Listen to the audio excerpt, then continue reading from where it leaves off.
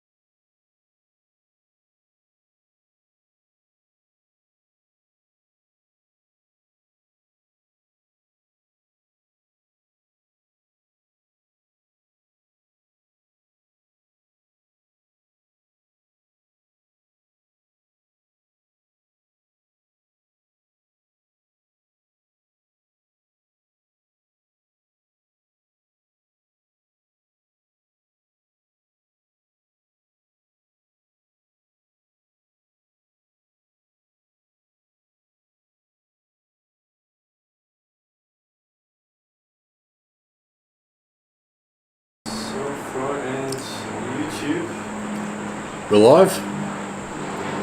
Live so far. Alright, looks like we're live. Good evening, guys.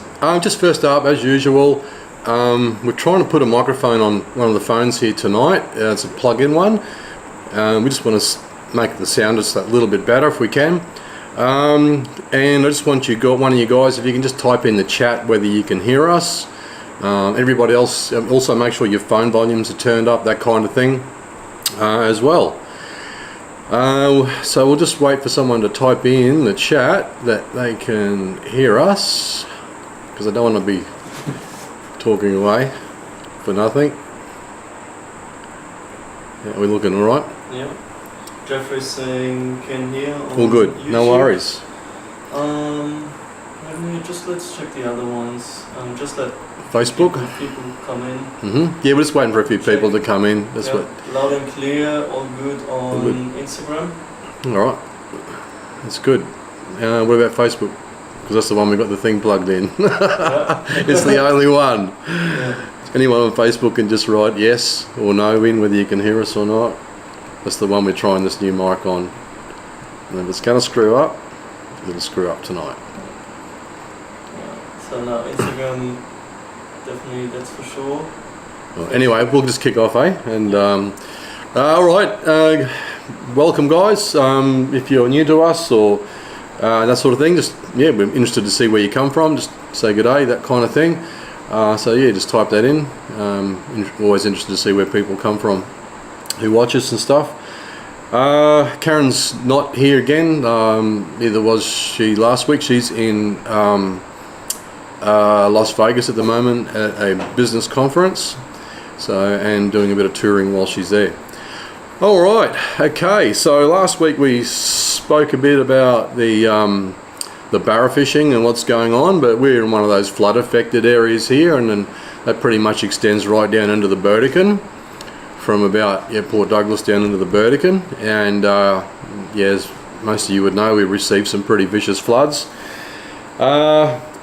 And it has kind of ruined a lot of the traditional ways of catching barra, and it takes a number of weeks before they start to filter in and start to find their traditional locations with the change of the water as well, going back to a bit of salt and that kind of thing. Now last week we did talk a fair bit about that kind of stuff, the runoff and all those sort of things, how long fish take to do their osmo regulation, where they move to during the runoff.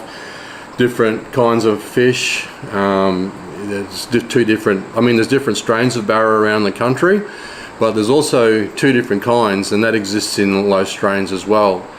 And that is whether they're what we refer to as oceanic, so they're the larvae that didn't reach the lagoons. They're the ones that had to grow up in the salt, but with a much more higher mortality rate. So I'm just basically covering a little bit of it. For those who weren't with us last week, but some of you guys might have already heard this. So that's what basically happens. It takes a little while, and that's what's happening here at the moment. We've still got a lot of water running off. So especially down in Hinchinbrook. I did get down to Hinchinbrook to catch up with some mates last week to help them out a little bit, and I just wanted to see what was going on with the barra fishing. They're really badly affected by the flooding down there. Had a couple of mates doing it a bit tough down there at the moment. But we did get out for a bit of a barra fish as soon as it stopped raining. We got out for a few hours one morning and went for a big search up on the flats, up to the creeks to the north, and a few of the haunts around the place, and found very minimal fish. It was just nothing, and the water was like milk almost. So that was probably 4 or 5 days ago now, but that'll slowly change. We need some sets of big tides, it will come good.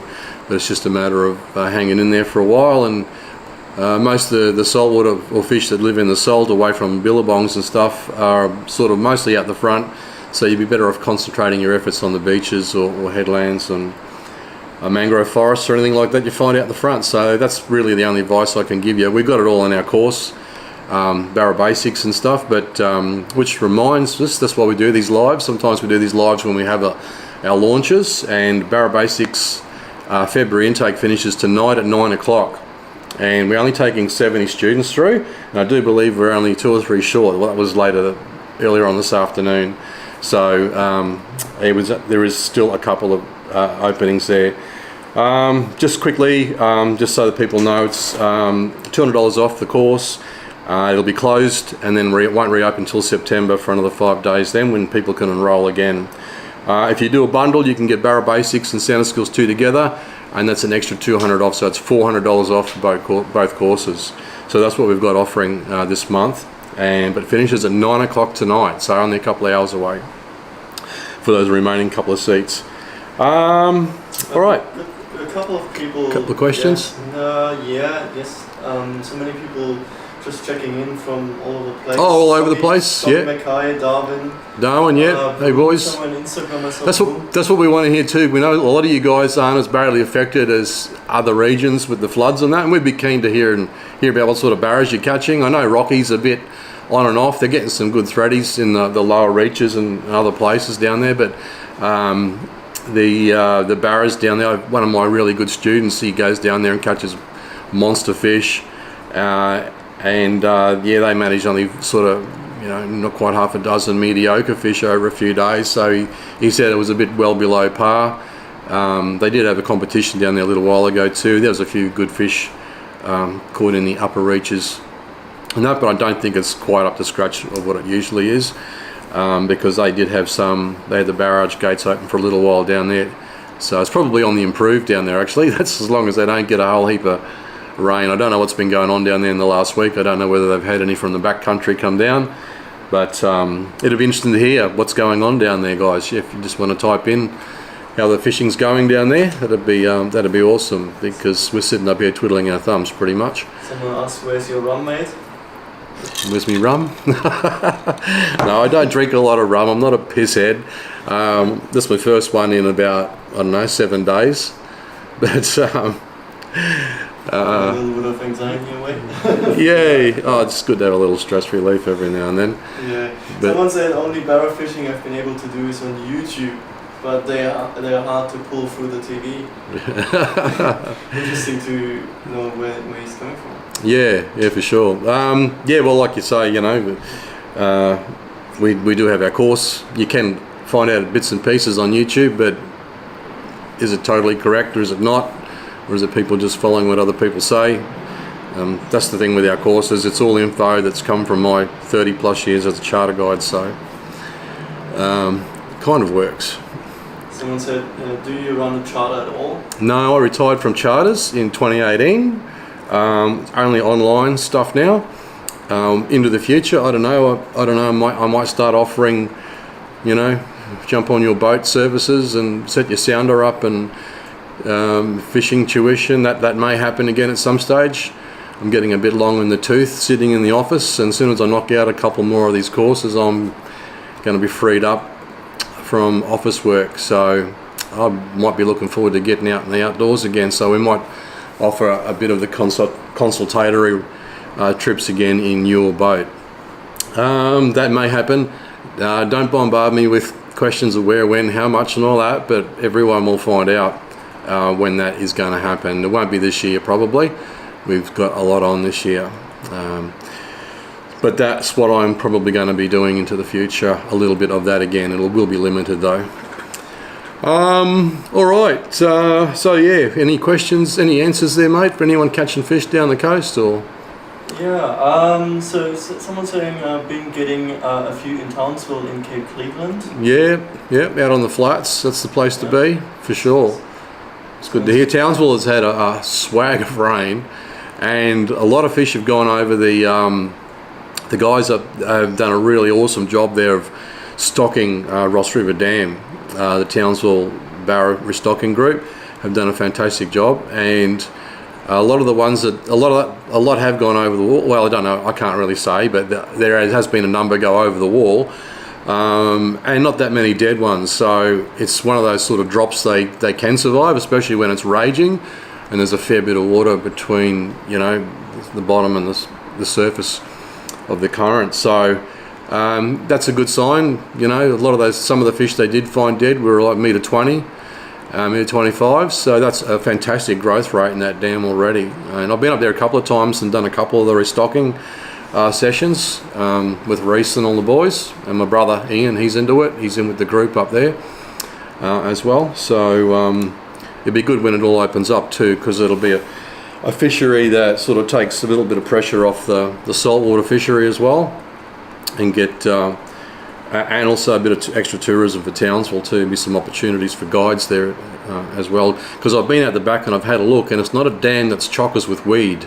I think maybe way up the back, but a lot of it is really clean country. It looks really good, so I'll look forward to going over and fish with my brother down there when it opens, whenever that be.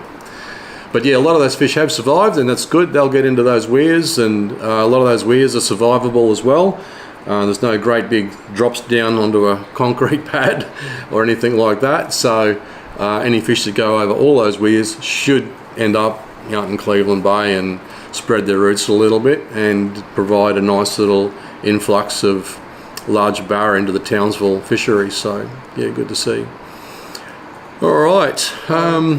Chris on YouTube said, been out a few times. That's the guy from the Kai. I've seen a few fish moving around the beaches near creek mouths. Haven't stuck one yet. Yep. They seem to be feeding on tiny jelly prawns. Yeah, well, that's the jelly prawn time of year now, which is the pongelo, the baby prawn. You might have seen it if you live up in the tropics.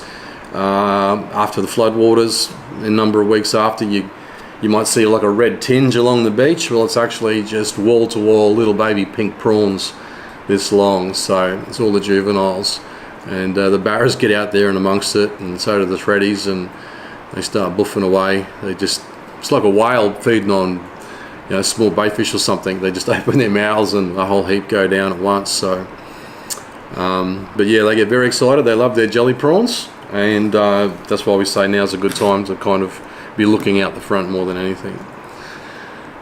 Okay, but also tonight I was just going to say, just as general fishery questions, are there any changes you'd like to see with certain rules you think are draconian or not right, or we know there's all sorts of things in the fisheries that aren't right, especially sharks and all that kind of thing. But we won't get too political. That's for sure. And I'm a bit over politics these days. I've had enough of it.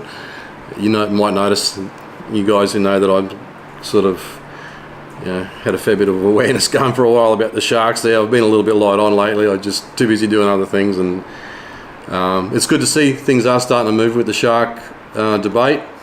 It would be nice if it'd go a lot quicker, of course, and I think Chris Foley, the new state premier, has basically said that any changes to fisheries will need to be scientifically proven, so nothing changes there. So unfortunately, people like me and other commercial fishermen and charter operators that have been living our lives on the reefs, we don't sort of have much of a say as to what happens. We don't get listened to, which is a big problem. But we know who they do listen to, don't we? Anyway, we won't go there. But yeah, guys, anything, and anything you'd like to see change in the fishery, or something that's a bit draconian? Pardon me. I think I need a bit more of this. And we'll try and keep out the rec and pro kind of thing. We really need to get alongside these guys these days. They're doing it tough as it is. They got that many issues these days, you got no idea. So yeah, and if we want the bull shark issue cleaned up a little bit, we need those guys on our side, because there might be some kind of fishery that can be developed. I think that's what they're looking at over in the US at the moment. I think they got some meeting on over here at the moment about the sharks, and they've got some guys from the States that are looking at it all over there as well. They're coming over, so I believe. But I haven't been contacted about it. Maybe I get too aggressive. They don't want me at the table. But anyway, it's good to see things moving on that front. So yeah, any other things, guys, that you think might be worth looking at into the future that are, draconian or you don't think right? Move the green zones around would be the goal? Yes, the green zones. I can personally tell you that I have swum in a lot of green zones, and I've swum in a lot of areas outside green zones. I've travelled through a lot of green zones watching my sounder. I've travelled through lots of areas that aren't green zones watching my sounder. And while some reefs have fairly good fish life on them, there are some areas that are just barren as anything, and you move 2 or 3 reefs away and then you find lit up reefs again in places where you know, that have been open for ages, kind of thing. So it's a bit weird how that works. I think some reefs are just not in really good positions in relation to our north and south current, and how the current hits them, that kind of thing. So maybe that's why some reefs do look a little bit deader than others, because they trap water, they don't get the current, and when you get your marine heat waves, that's when you can get a little bit of bleaching in your plate corals, when that kind of thing happens. And those kind of reefs that may not receive that current as much as others, they could be buffeted from a reef in front of them from those currents. You just don't know. But certainly a lot of green zones out there don't have much in them, and but some do, of course. So it would be good to see them rotated to some degree, at least rotate a percentage, because I mean, don't get rid of them altogether. I guess you've got to have some kind of areas out there closed off, but it would be good to see them rotated, that's for sure, to a degree. Someone said, what can we do about that with the reefs? To do anything about anything, we need a good recreational fishing body. It needs to be funded by recreational fishermen. This has been drastically needed for some time. I know it takes a lot of setting up, and that is the problem. Who's going to put their hand up? A lot of people expect me to put my hand up, but I'm looking forward to retiring down the track a little bit, and we are really busy this next couple of years. So we've got some other things happening we sort of mentioned just yet, but so that sort of makes it a bit difficult for me. I've only got so much brain power, unfortunately. But yes, it would be good to see, you know, some committees get started on something. I'll certainly join in and put my 2 bobs in, but I just can't be organising it all. That's for sure. That's what we need. Sorry. No, you're right. Go ahead, mate. Someone says water coming through the barrage in Rocky. Yep. There is water. Yeah, water coming through the barrage in Rocky. Yep. That's all. Okay. All right. So the gates are obviously still open then, or some of them. And Rito, shallow water 8 to 12 meters, fair bit of running sinkers in Paternoster, heaps of grunter. Okay. Where was that? Sorry. I don't know, Rito? That's all. I can't. I think it's your German accent. Rito. Oh, I don't know where that is either, mate. I think he's just saying, yeah. Anyway, wherever he is, he's catching grunter, so that's a good thing. When you start getting grunter back into the estuaries, you know that the fresh is starting to thin out underneath, and it's all starting to happen again. Ash Bay next year, mate. King Ash Bay, yeah. That's a great little spot. I don't know how they're going up there at the moment, though. I think they've had a bit of rain up there, but probably not what we've had here. Dean said, yes, please jump on my boat, please, Ryan. Yep, I get asked all the time. We get so many messages and emails. Oh, you know, can you come out on my boat? That sort of thing. That's the whole idea. We done the online courses, because realistically, you get me in the boat for the day, and but after that, you know, it's if you don't retain stuff really well, it's a bit difficult. But if you do the online courses, you can go back and look at it as many times as you like, and ask me questions in the study group. So that is why we've done the online courses, and it got me out of the sun a bit as well. But unfortunately, when you sit in the office for a while, you kind of look forward to getting into the sun again. So yeah, like I said before, it won't be anytime soon, but something I'll probably be looking forward to doing down the track. But I'm not going to be booking out 7 days a week, that's for sure. Okay, any more questions, or anyone brought up any topics they'd like to discuss? I've got a whole list here. Okay, oh god, this could go for hours maybe. Hey Mr. Moody, been following your framework for the start of barra season this year, and having some luck of the northern beaches in Cairns. Cool. The live scopers are getting out of hand though. Live scope, okay. Yeah, well, live scope, I don't know, there's people that like it and there's people that don't like it. I can see that, you know, kind of a point of view on both sides, I guess, but I think it depends if you're tournament-wise. I think is the big issue. A lot of the time is the tournaments either have to be live scope only or no live scope. So that is, yeah, I'm not in that scene at all, but I'm not quite sure what the consensus is amongst everybody, and are there any things coming up down the track, but regards to that. But if anybody on here knows anything about that, whether they're going to have separate tournaments for live scopes and have ones where it's banned, it would be interesting to hear actually. But yeah, it's one of those things I'm not really sure about. It's a great tool though. I used it early on in the piece. The only reason I haven't used it for quite some time is simply because I haven't been barra fishing that much in the last few years. We've been doing reef and finger mark and all sorts of other things, and doing a bit of travel and stuff too. So, but that's why we were planning to do the 2 weeks at Hinchinbrook at the start of the season this year, taking the big boat down as a mothership. But unfortunately, that's all gone by the wayside now. But who knows? We might get down there in maybe early April or something if we get a bit of a run in the weather for a while and don't get any monsoonal rain and stuff like that. I'm still itching to catch barras again, that's for sure. But yeah, the live scope's a great observational tool. It allows you to see when the fish are following your lure, see what sort of mood they're in. Are they ignoring everything altogether? Do you need to change your depths? Do you need to change your sizes of your lures? It allows you to toss things up and see when they get interested and work from there to basically put the puzzle together on any particular day. So that's what live scoping is all about. But yeah, like what was mentioned, there's pros and cons in amongst the fishing communities regarding it. Okay, what else we got there, mate? Where do we start? Where do we start? Hey Ryan, do you think putting in hours with a lot bigger lures will come up with a bigger fish? Putting in a lot more hours with those a lot bigger lures will catch a lot bigger fish. Yeah, if that's a thing or not.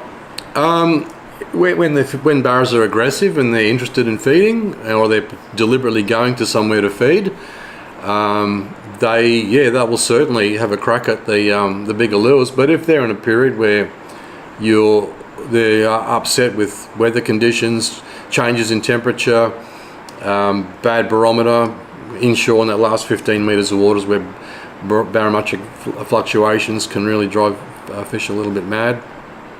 So on those days when they go a bit deeper or on that kind of thing and they're just huddled together, there's a very good chance they won't take any big lures and pull past their face. They kind of generally prefer smaller lures, a smaller meal in that situation, and that can be after they've gone somewhere to deliberately feed and they go back to digest.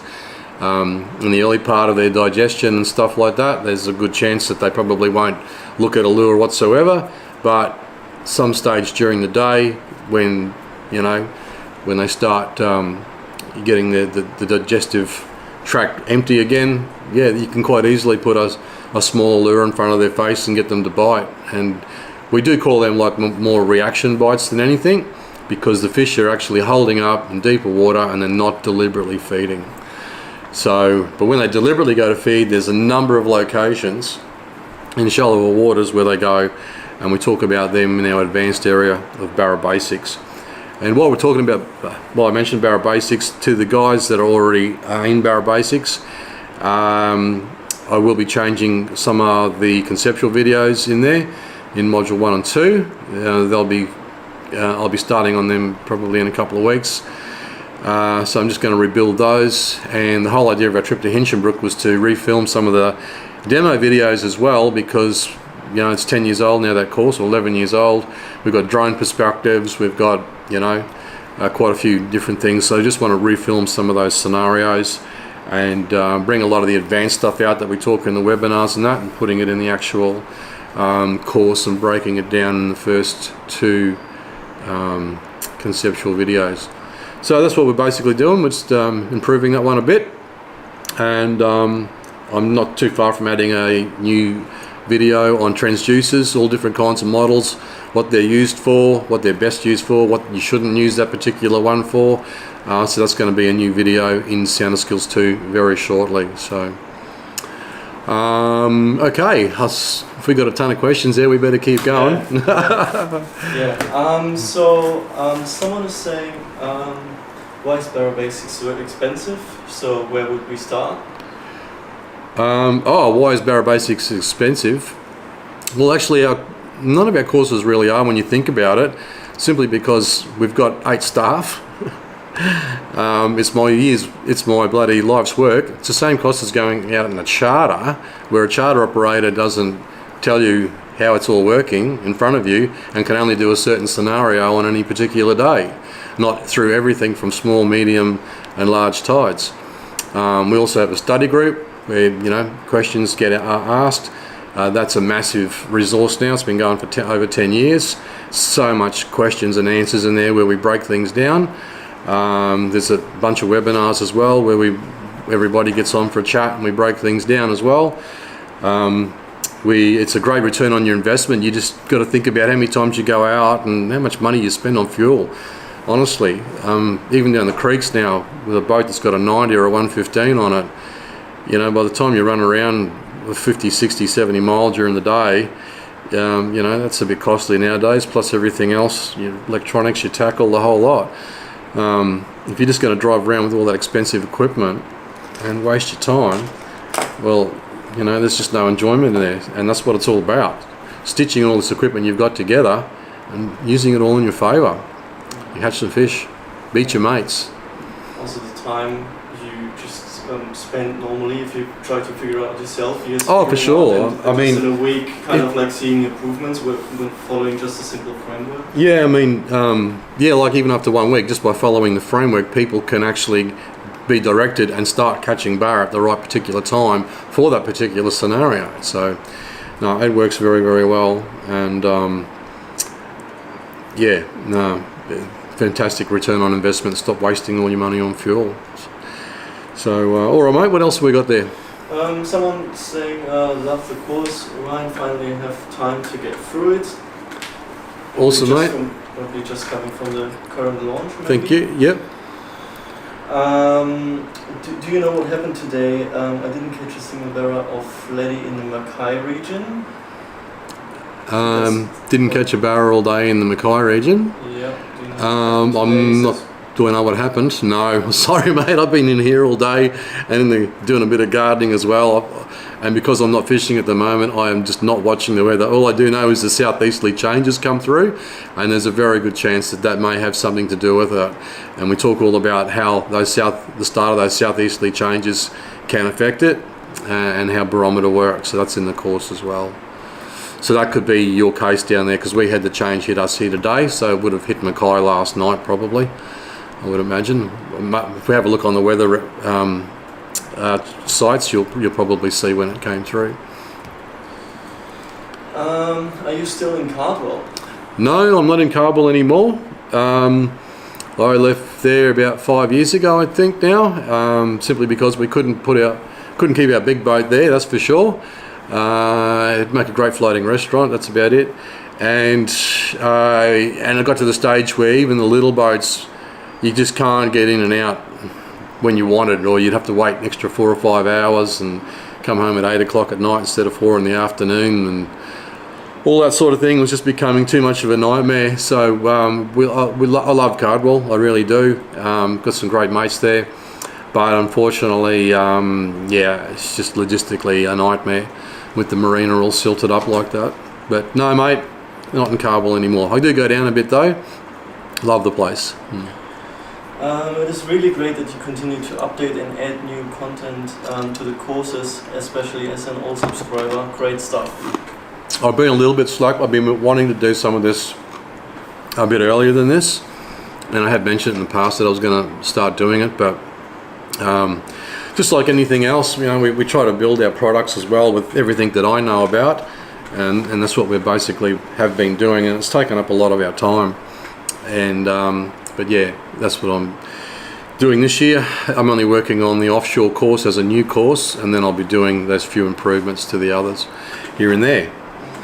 Someone said you get what you pay for. Probably too.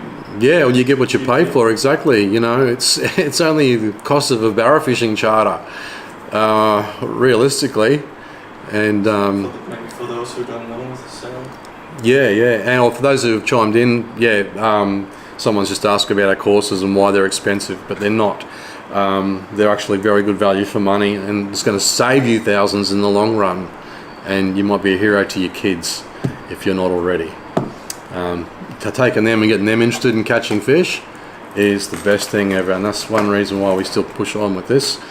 We put on with a lot of crap in this business in the online world, but not social media comments or anything like that. I'm talking about hacking and all the crap involved. Anyway, we won't go there. We'll need 10 hours to explain that. But that's why we do it. We keep going because it just changes people's lives in many ways, and it's great to see the kids getting out there and getting involved, and getting in the outdoors, enjoying catching a fish, and that's what just needs to happen a lot more. Okay. So many questions. I can't keep up. Good day from Cooktown. Hope you guys are okay from the floods. Just starting to watch your instructional videos. Where's that? Oh, just got away from me. Thanks, mate. Appreciate that. Yeah, no, we're all right down here now. Instructional videos is amazing. Sorry. Yeah. Yeah. Yeah. Thanks, mate. I really appreciate your comments. Awesome. When coming back to Cooktown? When am I coming back to Cooktown? Oh, I'm not sure. We generally get up there late in the year. Busy year this year. I'll probably be filming most of we've already done half the offshore course. There was a couple of scenarios up the road which was a bit better. That's why, we filmed them while we were up there on our holiday. We've got a bunch more to film back down here near Cairns and off Townsville. I want to do it in a few different areas. But yeah, mate, love Cooktown. There's a good possibility I could be there throughout the year, not with the game boat, but just taking the 6 metre up by road and spending a couple of days up there at a time. And love the place. G'day to all my mates up there. And hope you guys didn't do it too tough in the floods either. I think you might have been at the northern end of everything though. You might not have got it as bad. Okay. Someone says, I'm in the Whitsundays and love the lucky catch and snap when we are out on the Lake Teresa and Kinchin dams. I work for Mudskipper and love the fingerling releases so the kids see and learn about the importance of dam fishing. That's good. Yeah, no, it's very... I mean, if you want to get in touch with your local stocking groups, if you want to get involved, and if you want to take your kids down, they don't mind that sort of thing. Every restocking group I've been to with Cairns and Townsville, they're all and Tinaroo. The kids are there, they're loving it. They're scooping the fish out after they're tagged and they're taking them down on the water. It's brilliant. So it's a great thing. Take your kids along. They don't mind. When I buy your course, does it work better if fish up north or from the Mackay region? We cover a whole bunch of scenarios in the course for smaller tide areas and larger tide areas. A lot of the stuff in the advanced section is to do with the big tide areas when the tides run hard. And of course, in those big tide areas, when you're on the Nipa tides, there are principles that you can still put into place, which we teach in the course as well, that are used in some other areas. Some areas that have smaller tides, there might be a technique or something you might use for that much of the month, but on those big tide areas, you're probably only going to get that much of a window for those particular techniques. But you'll get that much of the larger current, larger run kind of techniques and stuff that we teach, and catching big barra in open water and that sort of thing. And so yeah, guys, just anyone who has popped in, just want to let you know that we have got an update. I think there's only one spot left in the course, and yeah, the sale finishes at 9 o'clock, so we've got one more seat left till 9 o'clock. We made it 70 on the dot, eh? Picked it. All right, what else have we got there, mate? Yeah, same guy. Ethan Cox also said I was flipping soft plastics and poorly caught a cod. Just caught a cod? Yeah. Yeah, mate, if you're out fishing the days on the east coast here, there's a very good chance that, a lot of the inshore fishing will shut down. And you do find when a lot of these species do shut down through various reasons, so things like cod will always bite. And on those days when you don't even catch a cod, you know things were very, very bad. That's for sure. Okay, what else have we got, mate? What is the best lure for impoundment barra around this too? For impoundment barra, honestly, because they're mostly larger fish in there, the big paddle tails, 6-inch, 7-inch, 8-inch are fantastic. Some people are using lures a little bit bigger than that again. Nowadays with stinger eggs and all that sort of thing. But realistically, mate, I don't fish impoundments much. I used to early on in the piece when they first kicked off years ago and all that, so that's why I kind of worked them out back in the early days. I still have a crack here and there these days, but when we're driving past. But just the big paddle tails, that 5 and 6 inches is perfect for those big barras. You really don't have to go to those giant things. All those giant lures you're seeing at the moment, you might see on socials and stuff like that. There's some of the lads down in the Fitzroy with those really large resident fish in the upper reaches. Of course, if you throw a lure that big in front of their face when they're hungry, they'll smash it for sure. They can see it a bit easier in the distance, and especially in the cloudy waters. So honestly, mate, in the dams, if they're not biting or anything, you do the same thing. You go from using your curly tails and paddle tails this size, and you drop them down a little bit. And quite often that can be the trick on the day that helps everything line up for you. So always, if things aren't working for you after a while, it's all about tossing things up. And that's how I learned over many, many years, lots of tossing up. Tossing things around, that's what it's all about. And that's how I worked a lot out about contrast as well. And that's why a lot of our barra lures are all built with contrasts in them for those cloudier water areas. That's our scale blazers, by the way. For those who may not know, that's our shallow diving barra lure.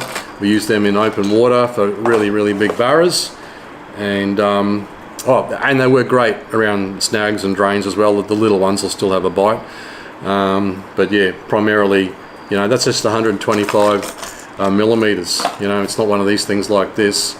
And the amount of big metre plus barra we've caught on these over the years is insane. So they're not always after those really giant lures. So that's one thing to keep in mind. So it's always about a mixture and tossing it up on the day. Someone said, do you fish the Trinity inlet much now that you're based in Cairns? No. How do you see the fishery there, considering the commercial netting stopped some time ago? It is a shallow system and I just have not spent the time exploring, but interested in spending more time in here. Mate, I'm sorry, I'm in the same boat as you. Since I've been here, we go away a lot, kind of thing. The only real fishing I've done here is offshore. I've taken a rod down to the rocks at the end of the beach just near my house here a handful of times. I've jumped one nice barra off down there. I haven't looked in the inlet for barras. I haven't looked anywhere else, the Barron, anything like that. It's just one of those things. The last few years I've been really busy doing other things. But now that I'm interested in getting back into a bit more barra fishing, like we had planned for February, you might find me getting out around here a little bit and starting to have a look around. But I probably won't do too much filming around here. I don't want to upset any locals. I don't want to find their spots and put it all over social media. One way to get in the good books. I think we've got in some lives, some students said they can they go catching in here. I think in the study group there's some. Yeah. Oh, sorry, I haven't addressed the rest of the question. Yes, I got mates here, students here, and when the fishing's back on again, as soon as things settle down, yeah, they're catching some good barras here, a lot better than it used to be. When we first started off Barra Basics, a lot of our Cairns guys were struggling. and we even done a couple of webinars where we talked a lot about cans, and the guys have been drilling down ever since, and the fishery improving. That's also thanks to the work a lot of these guys at the cans restocking do as well, and that's also a bonus. There is some good wetlands around the region here, up near the northern beaches here. I'm pretty sure there's a good supply of lagoon fish come in and out of there as well. A good little habitat for the juveniles when they can get up there. So that's kind of got its own little breeding area here. Not breeding, they don't breed in the billabongs. It's hatchery, I should say, for the larvae that do make it up there. But yeah, Cairns is on the improve. Good to see. And some guys catching some great fish. Not at the moment. Oh, there are some guys catching at the moment, but they're a little bit tight-lipped. Does your course have someone in the Tweed course area or just up north? Do we have students in the Tweed area? We've got some. Well, see, we've got guys all over the country. Some guys from Melbourne and Adelaide. They come north for 2 or 3 months of the year, and they want to catch barras, so they buy the course for that reason alone. But our Tweed area, I'm not sure. I know Steve-O in Brizzy, he goes down that way a bit, but he's mostly chasing the shreddies, and he's been having some good fun and getting busted up by Big Jew and all that. Depends which course, right? We've got overseas for sauna skills. Yeah, well, the finger mark course is a very good generic course for many different species. Like, it'll work for mulloway. I've never been a big mulloway fisherman, but I see where they're caught, and I know where they're caught, and this, that, and the other. And it's just the same, very similar to snapper, just a little bit of a few differences. But and they can be caught in some areas where you don't really see the snapper as well. But as far as on the deeper regions that they go, the stuff in the finger mark course is great because it works really well on the black jew. The finger mark course works really, really well, and the black jew is very similar to the mulloway, so similar habits. But yeah, a lot of our courses, our coral trout course is primarily about coral trout and groupers, and same habits are your different types of rock cod as well. So for any fish.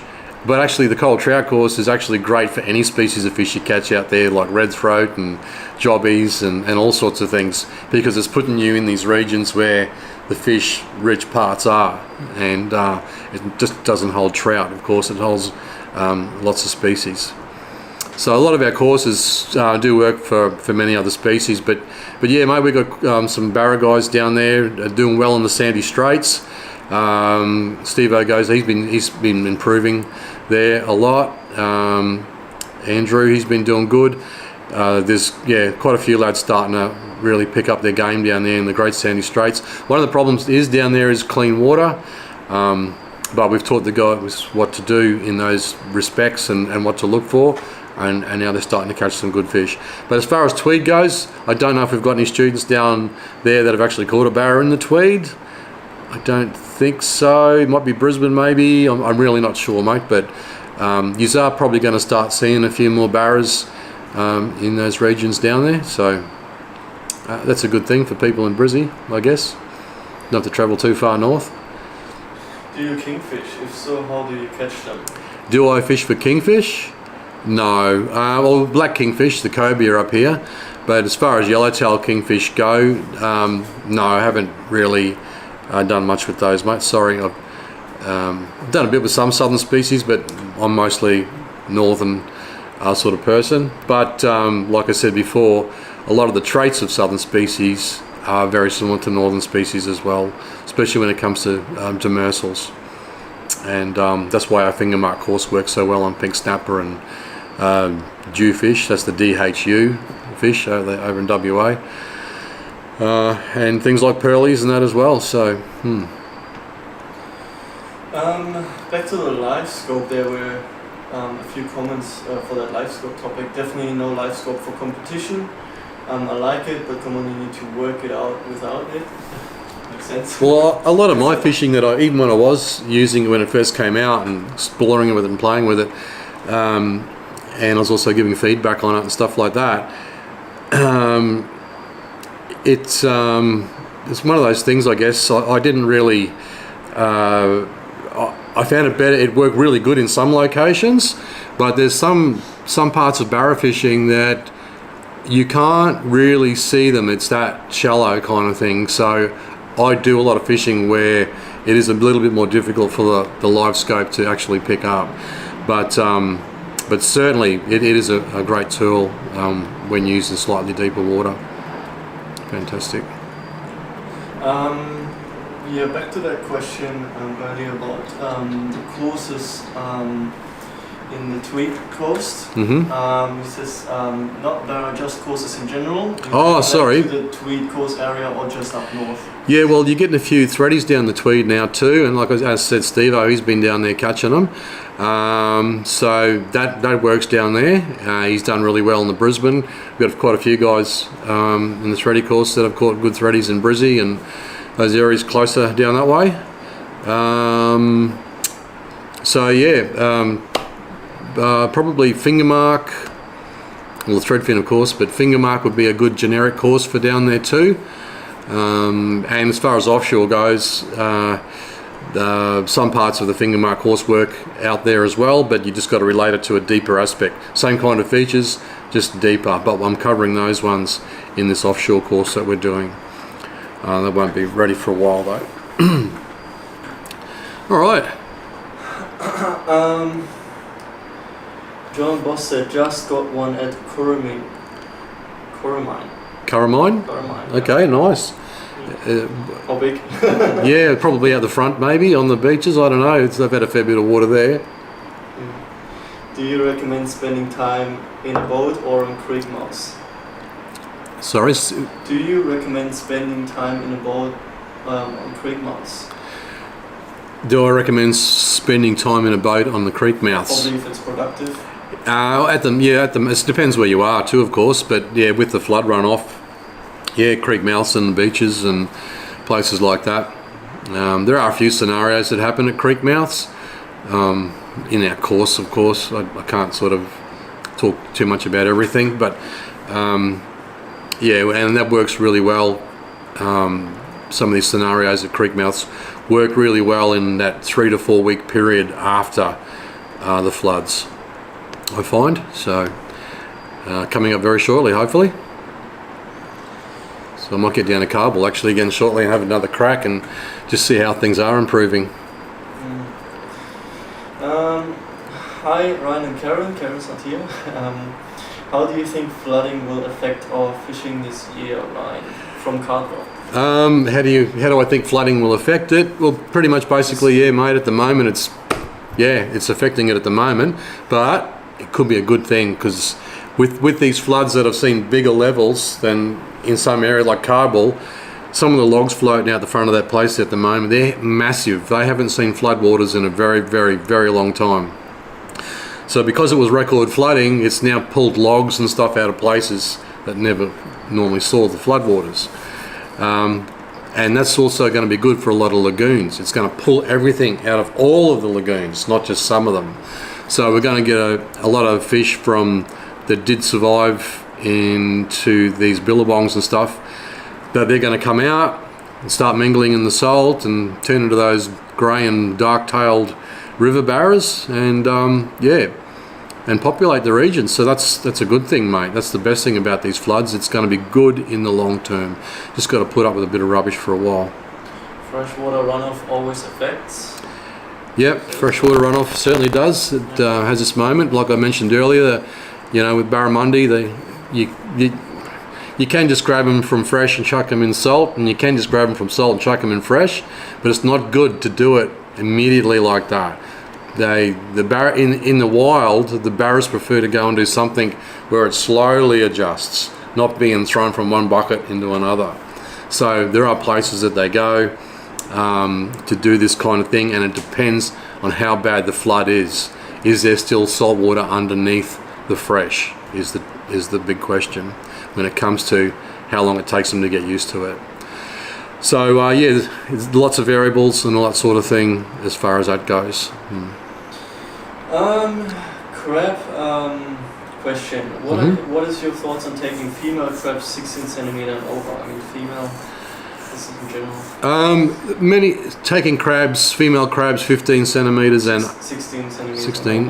Oh, it's 15 here, but anyway, we're taking crabs over 15 centimeters, females. Well, you can do it in some states, but not Queensland. And the main reason why you can't do it, well, they do say they lay a few less eggs. Up to that 4-inch across the carapace is where they lay their majority of do the majority of their spawning. I have seen them bigger though, with roe still in them. But after they get to a certain size, they just mostly fight with other crabs, and they don't really. The really big females don't kind of contribute as much to the spawning anymore. And that's our new course, our mud crab course. That was one of the ones we done last year, and that's been going great guns, and some people getting some really good tips and tricks from that, and taking their crabbing to the top level. So it's good to see. But and at the moment, yeah, a lot of the crabs will be out the front as well. So they can tolerate a fair bit of fresh water, but there's a point where they will move. And it's the same, like we were talking about the barras with osmoregulation. It depends on how much fresh with each different flood event as to their exact movements and how far they go to leave the estuary.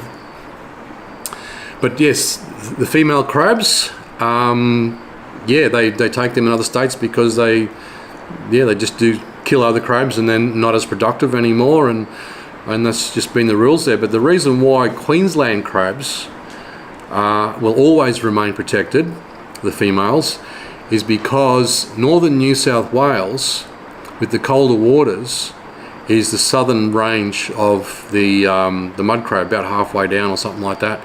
They get to some about Ballina, somewhere down that way.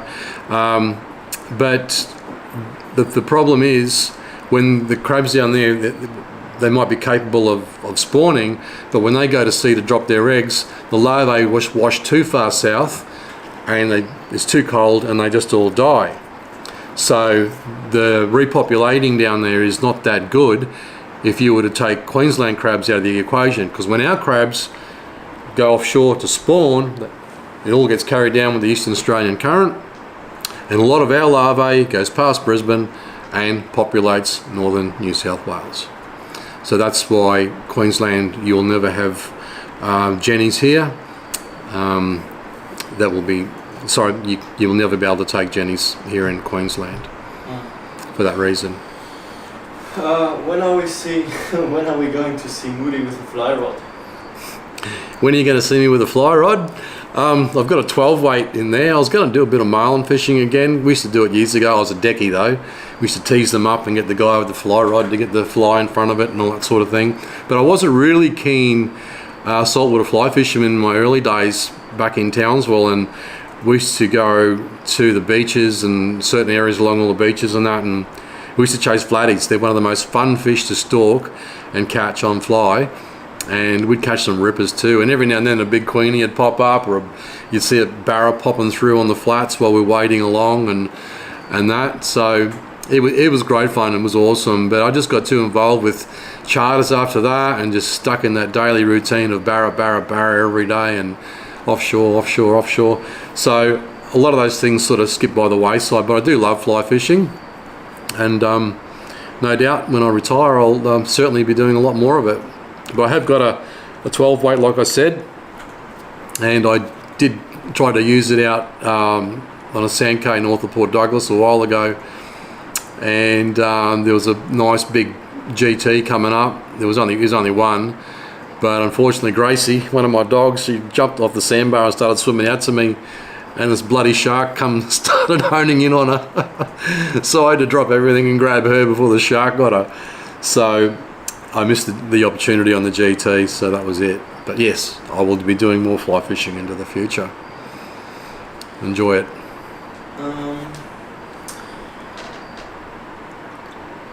Is Moresby a river any good for barra? Is the Moresby River any good for barra? I think a fair bit of that's actually closed to fishing, so I can't really say whether it's full of barra or what, but yeah, just check your local rules, mate. I think there's certain parts of the Moresby. I don't know where the cutoff is, but yeah, it's, yeah, I wouldn't go fishing up past there. That's for sure. How long after big fresh does it take fish and barra to head back into the rivers? I think you answered that earlier. Yeah, we've answered that a fair bit tonight. It just depends on the amount of fresh, as to the amount of fish that leave the rivers and how far they actually go. So yeah, that it will depend on a variety of things, and depending on each different flood event as to the movements. So it's just one of those things, really. You've got to work it out at the time. I guess you just don't know what each flood event's going to bring. As it's happening, you can't say, oh yeah, they'll definitely be all out on the headlands, or yeah, there'll be some still in the holes, or here or there, that kind of thing. So yeah, if you get 200 mils, it doesn't really change things much at all. The fish will just stay in their own routine. But once you start getting 400 or 500 mils, they'll start leaving some of their traditional areas and move out and move to pockets to get ready for the osmo regulation process, like I was talking about before. And then there'll be times when they're all gone totally. So that's what happens with the barras and the rains. When you buy a finder, probably fish finder, are you better off updating the transducer you get with it? When you buy one, are you better off updating the transducer with it? Well, the most important thing is to get the transducer right from the start. See, so many people and so many comments from guys that have done our courses, oh, I should have done the course before I bought my bloody unit. Because it's easy, particularly with some brands too, they've got sounders that are transducers primarily for inshore and immediate kind of inshore, nearshore waters that work really well in that 50-60 meters and shallower. And they've got other ones that work really well in that deeper water. So, but you've got resolution versus coverage and all that kind of stuff too, you know. So that's a big thing to get right before you go buying a unit. Because if you go and buy a unit and you fish offshore and you've got an inshore transducer, well, you're doing yourself a disservice, and vice versa.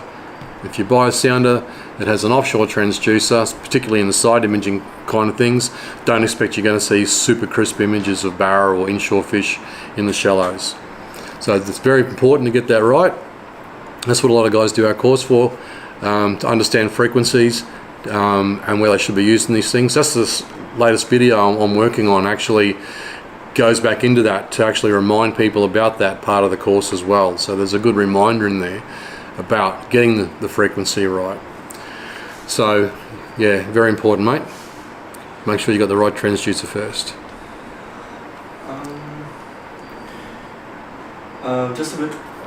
Just a bit off topic, but I value your experience. I have a few grazes on my transducer. Will this make my side scope not to work properly? A few grazes on your transducer?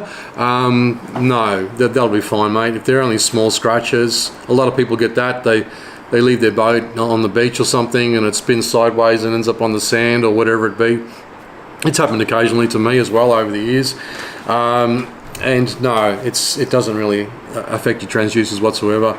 If it's a huge gouge, well then you've got to sort of worry about has water penetrated into near the element region and things like that. So if it's a nasty gouge and your sounder's not working anymore, then you definitely know it's screwed. But smaller scratches and things like that, not really an issue whatsoever. No.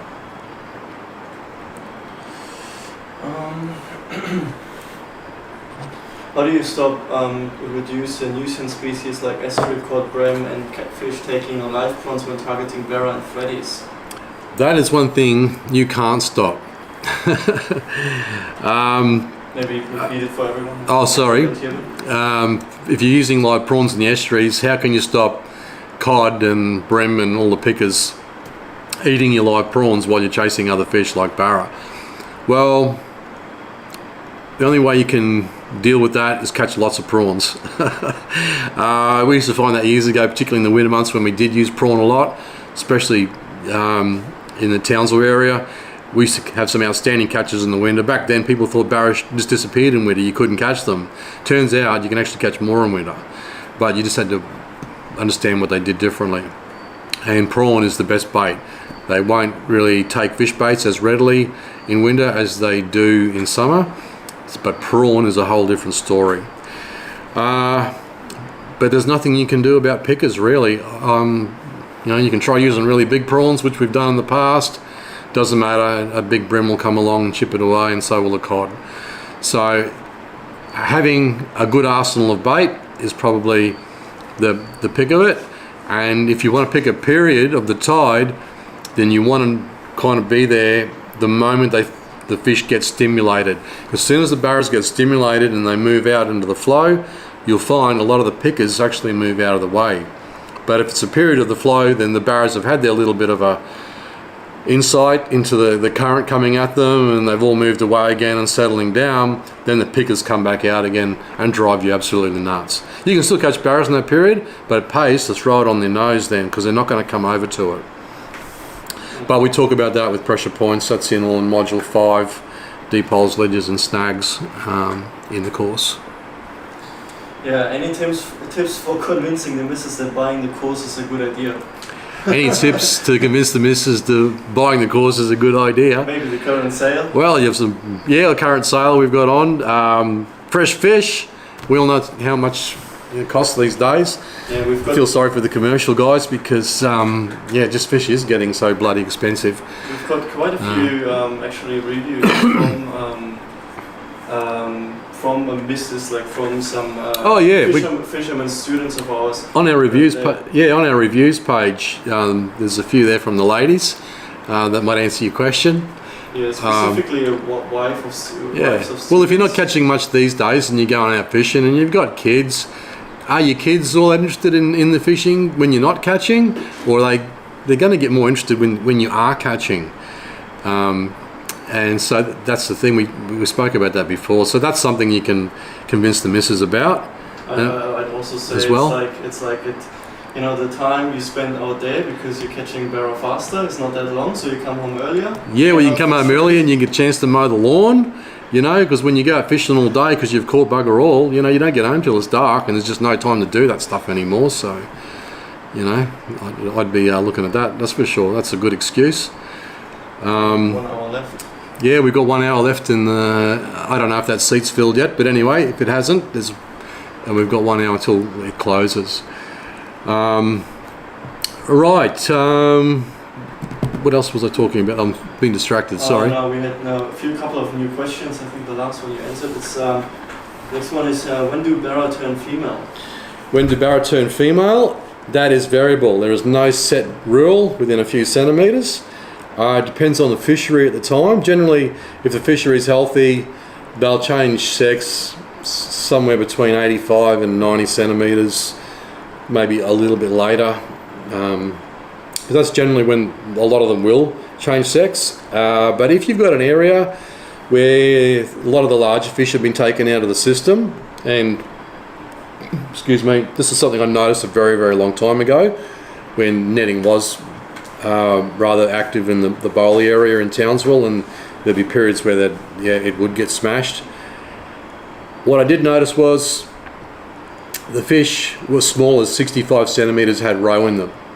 So the fish actually changed to suit what the hell was going on in the fishery. They recognised that there wasn't many big females showing up to these spawning events on the beaches near estuaries and stuff like that. So basically some of them will change sex even as early as 65 centimetres to help stimulate the fishery again. It's quite amazing actually. Fishing the Kimberleys for barra always. I'm fishing the Kimberleys for barra. Always have to fish light gear to get the bite. Any advice? Fishing the Kimberleys and you've got to fish light to get the bite. Generally in areas where the fishing's really, really good, that's not an issue. I don't know why, to be honest. That's got me a bit baffled. Well, I've got mates that fish up there and they're using 30-pound braid like they do here for barras and finger mark and stuff, and 70, 80-pound leaders. They sort of haven't mentioned they've had a problem. I'm not sure, mate. Maybe it's the species. I'm not sure if you're chasing barras or whether it's something else you're chasing, but Yeah, maybe crystal clear water. Are you fishing very clean water? Maybe. I don't direct my students to fish in very clean water. Maybe that's an issue with that you could be having. Yeah, hard to say, mate. It's hard to say, sorry. Could be a number of things. What's your biggest barra your clients got when you were chartering?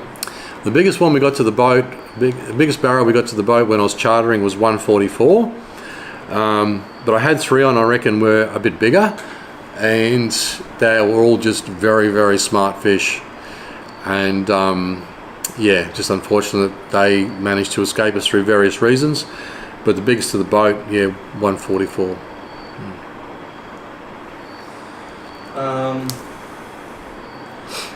Let's see. Is there any courses related to bass? Any courses related to bass? No.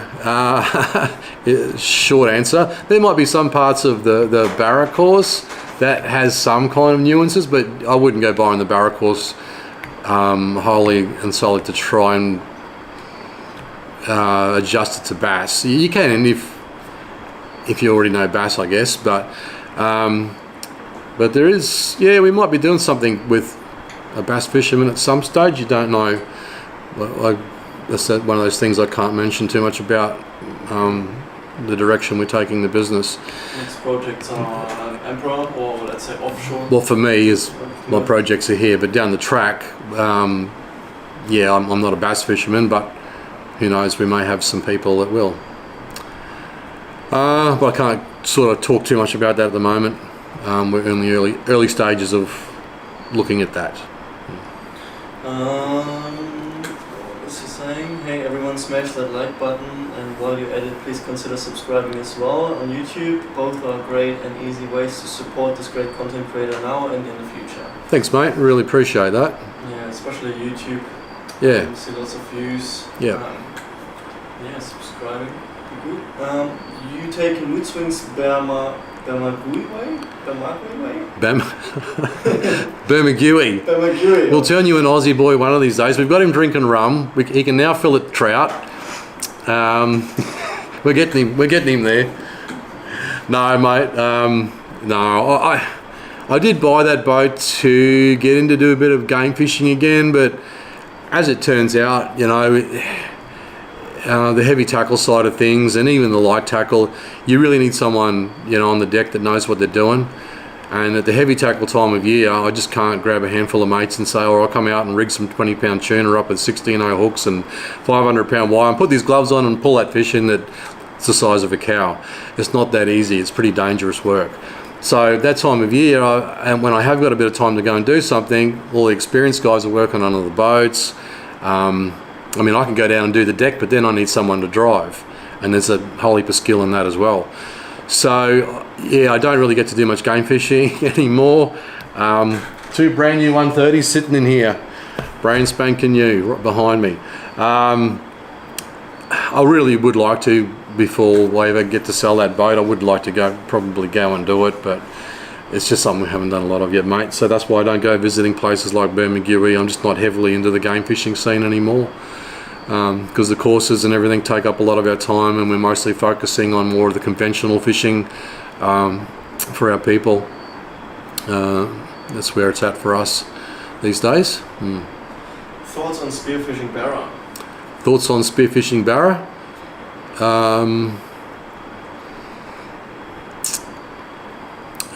Yeah, I think it's just like anything, you know, you got people in every different sector. I know a lot of spearos, a lot of them are great guys, very responsible, but there's bad eggs in every field, and you know, some guys will take barras, just too many barras and too big kind of thing. The sort of thing that recreational fishermen would frown upon big time if it was a recreational fisher. But most of the guys are pretty responsible, that's a good thing. And but yeah, like I say, there's not that many areas you can actually you can't really go spear and barrel like you used to due to the amount of crocs. I know it was quite often done a lot in the earlier days, particularly north of Townsville and the little creeks and beaches and all that up there, near Cattle and the Orient, places like that. They got really nice clean water around neap tides. But now I wouldn't really be doing that too much. A lot easier to become a temporary Australian, I think. So that's my thoughts on it.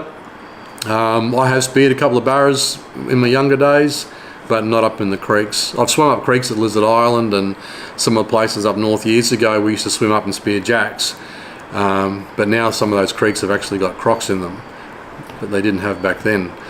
So, but yeah, mate, spearing barra, it's a bit like live scope. People have got different opinions about it. Someone's asking, what's your closest bad croc encounter? My closest croc encounter? Bad croc encounter. Bad croc encounter? The first hook I ever got in me was in my face, right next to my nose, a big treble. And I was in Kabul on the foreshore, near a bit of a drain on big tides that was running out. There was lots of sticks and rubbish in the water because of the 3.8 metre tide, and we had just had a heap of rain and stuff, so there's weed and there's sticks and everything, and I was went down and we're flicking away, and I was using a little 3-inch killer lure, and I didn't know, normally when a croc comes along the flats or the beaches, I can pick it a mile away because you can see they're slick. If you're downwind of them, you can smell it. They do burp, they fart, they do all those sort of things like we do, and they quite often you'll see a bit of a stain. You might have seen dugong stains over the years. Well, you can actually quite often see that too with crocs when they're sort of just under the water as well. So there's a number of things that kind of, you know, if you're experienced and you know what you're looking at, you can actually see crocs before they get to you. But this one, he must have been there when we got there, and he was laying just off the beach, around 10 or 15 feet out off the beach. And I was doing the right thing. I was 1.5 meters, a good rod length back from the beach. And anyway, I flicked out. We've been flicking there for about 5 minutes.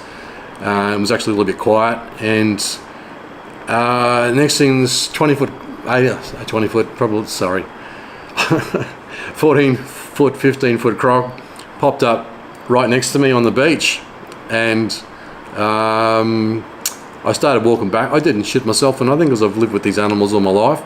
I've just gone, whoa, and I've started walking backwards, and my lure was still out in the water, and I was too busy watching him as I was walking backwards, and I felt my lure get stuck on a stick, and I was just giving it a flick like that, watching him, and it actually came off the stick and smacked me right in the face.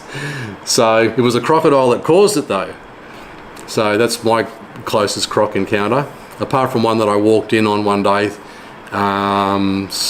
We used to get out of the boat behind mangroves in certain parts of the tide to catch live bait, and yeah, I did walk in on one day. I just came out through some heavy mangroves and I couldn't see this little tiny beach area to my right, and there was a little bit more of a beach area with a spit to my left, and I popped straight out and I was looking to the left because that's where I was expecting to find the bait, near the spit.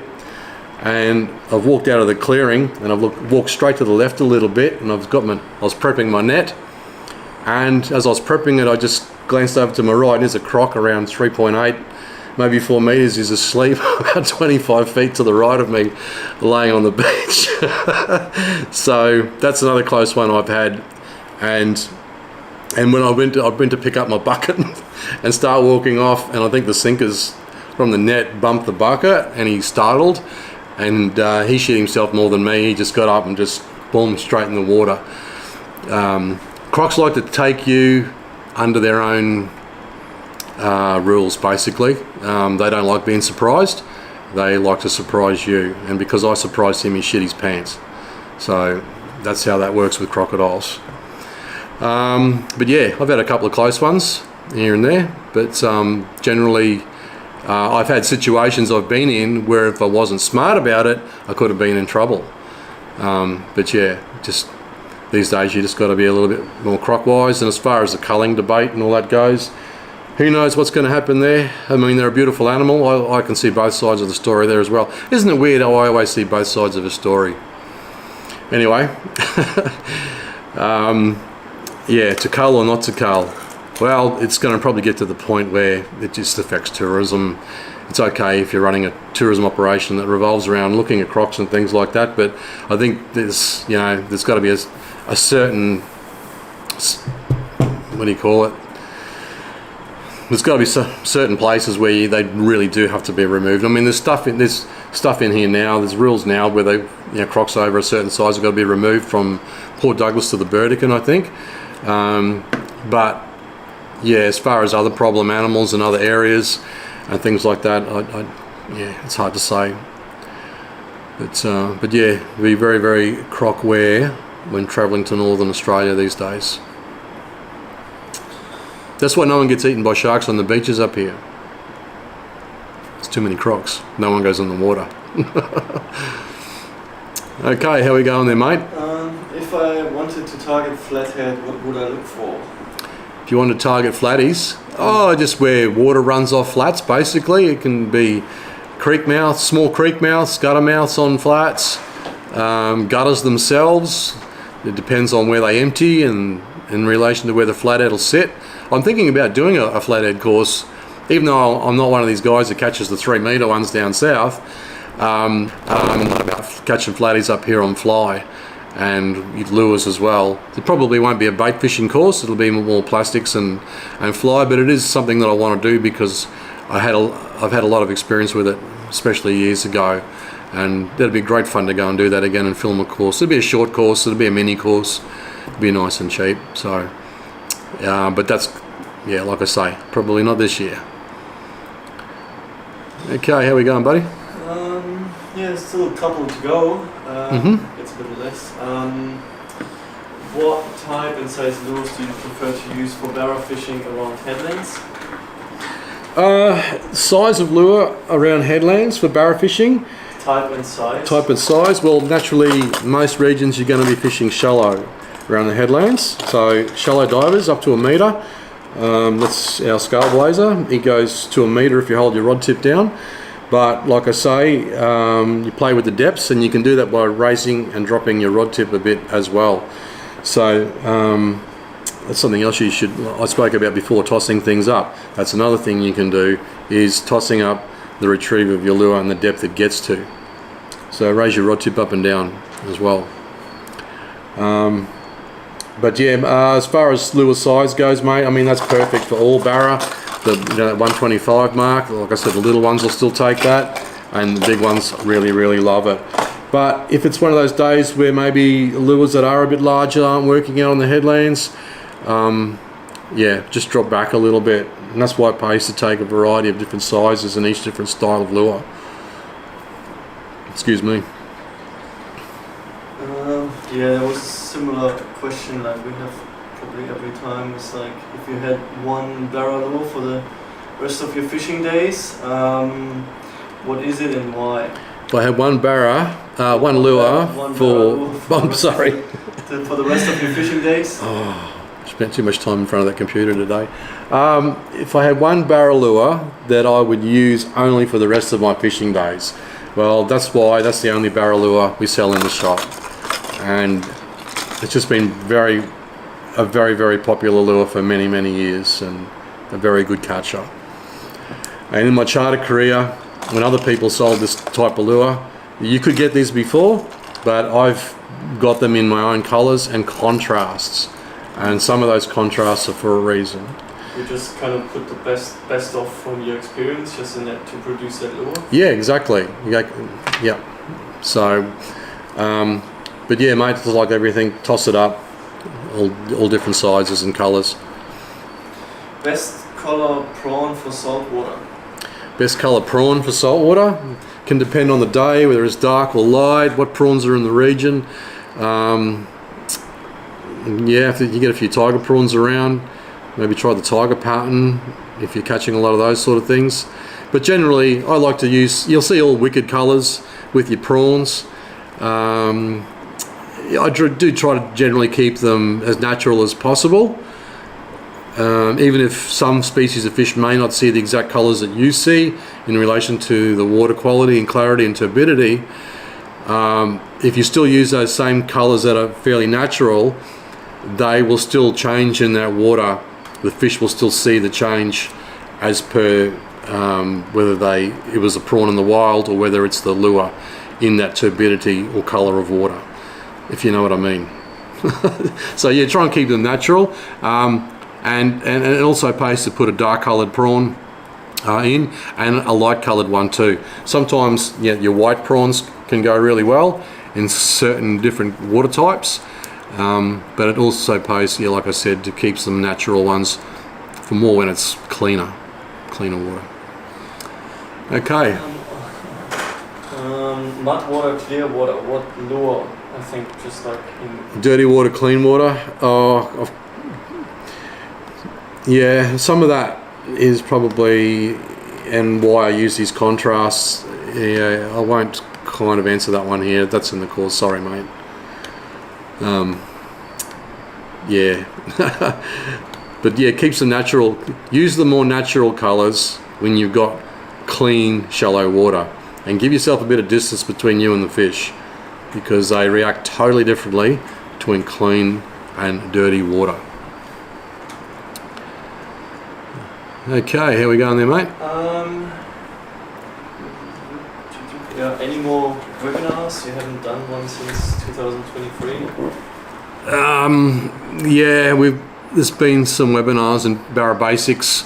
I mean, they were just add-ons, realistically, from the start, and we just haven't got round to doing these couple of latest ones because we're too busy making other products, and yeah, so unfortunately some things have got to give, but we will get back onto that, that's for sure. Yeah, we still have the Steal My Strategy one that we just repeat. Yeah. I mean, yeah, we have like webinars like Steal My Strategy and stuff like that, but I think he's talking about in the courses, in the Barra course we used to do webinars. We just haven't on the last couple of launches got around to it because doing other things. Talking about that, half an hour before the last seat. It might be taken, I don't know, we've got to get into the system and have a look. For those who haven't caught up yet, maybe? Yeah, for those of you guys that have just not long come in, we're just about to finish our sale on Barra Basics, finishes in half an hour. Tonight's the last night, and there was a seat available still there a little while ago, so I don't know whether it still is. And also the bundle was available to everybody as well. Sound Skills 2 and Barra Basics, be $400 off between the two courses. If you approach us, if you want to do the bundle, we may honour it. So yeah, anyone keen the last minute that want to do the bundle with the two courses, we'll actually honour that as extras. Thoughts on life scope? I think we've been there. Yeah, I'm not going to. I don't want to sound like a parrot. So all of these on YouTube, Facebook, and Insta, they all will be posted, so you can you can just go back. Oh yeah, for sure. That's what I mean. Yeah, you can rewatch these where we talk about those other things. Yep. Yep. A lot on life scope. Know much about flathead. Gonna try and lure fish for them the next couple of days. I'm wondering if you've got any tips in there too. I think. Yeah, I'm going to do a bit of a course on them, but shallower in summer and a bit deeper in winter for most species is a little tip. So I'll be looking fairly shallow. When we used to fly fish for them, we used to like this time of year in the super shallow water. One from YouTube, I think it's the second time, it was a while ago. Have you been to Lake Monduran? No. Lake Proserpine, early days of Tinaroo, the Ross River Weirs, that's where I cut my teeth on impoundments. That was back at the very start of impoundment fisheries. I think Tinaroo and then the Ross River Weirs, I think, were the first two. That was a very, very long time ago, but Monduran is one of the more, I mean, it's been going for a while now, but yeah, it's just one of those ones I haven't had a chance to go and fish.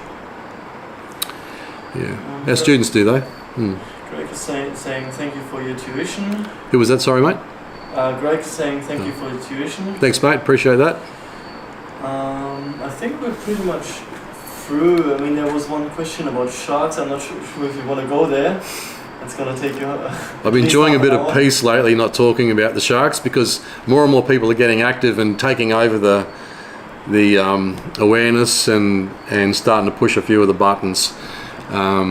There's some really good guys out there that have been putting a lot of effort into it, and also some guys that been keeping the pressure on us well, Richard Gilmore, Nathan Wren, all those guys out there, appreciate your efforts, because we really need to you get something happening about it all, as we all know. But things are slowly pushing forward with the shark debate, and I just wish they'd do things sooner than later and not have to scientifically prove everything. I'll take them out there and take them to every single spot, and they'll see exactly how many sharks there are on every single spot. You don't need any scientific proof. But anyway, we've got to go through it apparently. So I think we're pretty much through the questions. Not much coming in. I think the closing question is off topic. Favorite beer? my favourite beer? Not Great Northern anymore. Not since they supported the ban of or closing down most of Victoria to national parks. So, nah, sorry. Anyone with that agenda, tip it out. Oh well, they've done a backflip, but they shouldn't even think about it in the bloody first place. God, what do you expect? You think no one's going to bloody kick up a stink? Don't get me started. Okay, no sharks and no beer topics. No sharks, no more beer topics. Yeah. I've got an empty rum. I think that's it. That's it? Maybe some closing words. Like now we have like it's 8:30, so half an hour to go. Yeah. All right, guys. So we do have half an hour to go before the closing of the. Who knows? Maybe we will honour it if anyone wants to email us if they do miss out on that last seat, because it's the last night, and if they're on the live, if you just email us, we'll honour it. It's okay. Yeah. Thanks very much for coming along, everybody. And all our northerners up here, all the best of luck in recovering, especially those who went underwater. And for all us barra fishers up here, hang in there, it's all going to come good, and it should be an exceptional bloody year, that's for sure. No more last minute questions? Yeah, one just came in. Last one. Favorite go-to barra combo for big plastics. Favourite barra barra combo for big plastics. Favourite go-to barra combo for big plastics. Oh look mate, honestly there's so many different outfits out there. I don't use really production rods. Most of my stuff's custom. But honestly, if you go to some more of the private tackle shops, most of them have got some really good guys in there. They know their stuff, and they'll be able to either put you onto a custom rod builder or show you a brand that has everything suitable for your needs, particularly for if you want to cast extra large lures and that sort of stuff. So that'd be my best advice, mate. Honestly, get out there, have a talk to the experienced tackle shops for that kind of thing, because there is a good variety around, and it all also depends on your budget as well. Cool. All right, that's it. Yep. All right, guys, thanks for coming along. We'll do another live down the track on one of our upcoming launches. Might not be the next one, might be the one after. Don't even know what's next. Coral trout, I think, isn't it? The next month? Yep. Next month. And we have changed the way we do these sales. As many of you would know, we used to do all courses 5 times a year, but now we're just doing 1 course a month. So we've changed all this sort of stuff now. Just trying to make life a little easier in the office and the way we do things. Okay, that's everything. I've reminded everybody of everything. Yeah, I am getting old. But we have to cut off, unfortunately, at some point. Yeah. All right, guys. Thanks a lot for coming along. See you next time. Stay safe on the water, and hope you get yourself a bargain. And yeah, get yourself a bargain. Yeah. And if you want a really good barrel lure, check out our scale blazers in our shop at ryanmoodyfishing.com. Cheers, guys. Have a good one.